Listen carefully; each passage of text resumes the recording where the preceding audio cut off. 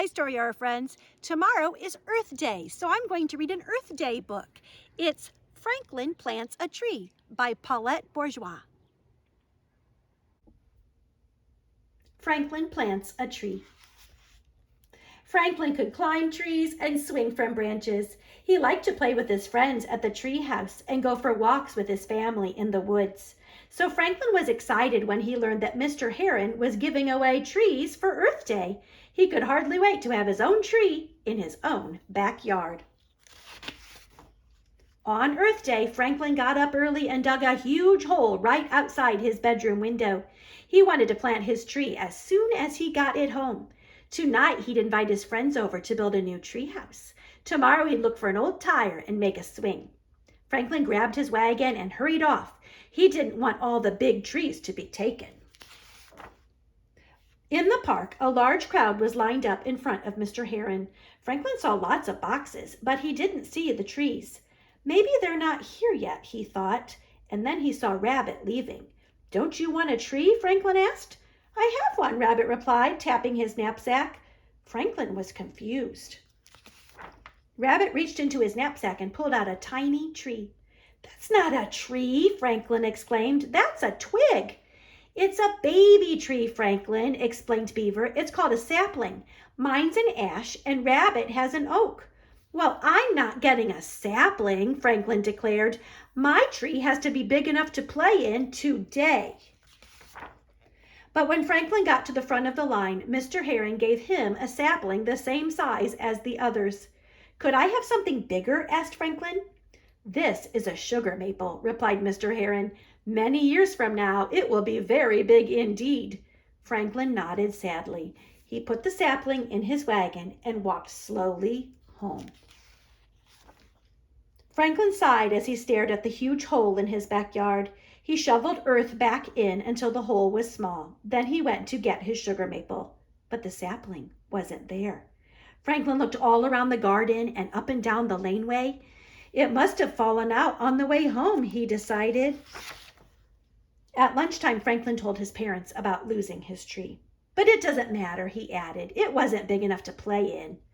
Big or little, you promised to care for it, said his father. Franklin slumped down in his chair. All right, he sighed. I'll go look again. Franklin followed the path back to the park. By the pond, he saw Beaver. Her sapling was tied to a big stick marked with notches. It's a growth chart, Beaver explained. In 3 years, my tree will be taller than me. Thought Franklin. He began to look a little harder. In the meadow, Franklin saw Rabbit with a watering can.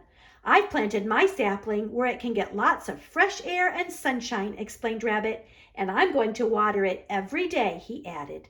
Franklin thought about his sugar maple. If it didn't get sunshine and fresh air and water, it would never be taller than him. Franklin started to hurry. Near the woods, Franklin saw Bear painting a small fence bright red. Inside it was Bear's sapling. This will protect my pine tree until it's big and strong, Bear explained. I don't want anyone to step on it by mistake. Franklin thought about someone stepping on his sugar maple. If that happened, it would never grow big and strong and be taller than him. Franklin told Bear everything. I've looked all over, Franklin moaned. Now what do I do? Maybe someone found your tree and gave it back to Mr. Heron, Bear suggested. Franklin cheered up and ran off to find Mr. Heron. Back at the park, Franklin saw Mr. Heron packing up boxes. How's your sapling doing in its new home? Mr. Heron asked. I lost my tree, Mr. Heron, Franklin replied. I looked everywhere, but I can't find it. Mr. Heron reached into a box and lifted out a sapling. Is this it, Franklin? He asked. Someone found it on the path. My tree, cried Franklin. Thank you, Mr. Heron. I'm going to plant it right away. Mr. Heron smiled. Before Franklin left, Mr. Heron showed him a photograph. That's me when I was your age, he explained, planting my first tree. Did it grow? Franklin asked. It sure did, Mr. Heron laughed. We're standing under it. Franklin looked way, way up. You planted the treehouse tree, he exclaimed. Then Franklin looked down at his sapling. he said thoughtfully. Franklin hurried home, his sapling held safely in his arms. He planted it and watered it, and then he checked on it every day. And every day Franklin was sure that his tree grew a little taller and a little stronger, just like Franklin. I don't think this tree is ready for a treehouse yet, but it is taller than me. I'll see you next time, friends.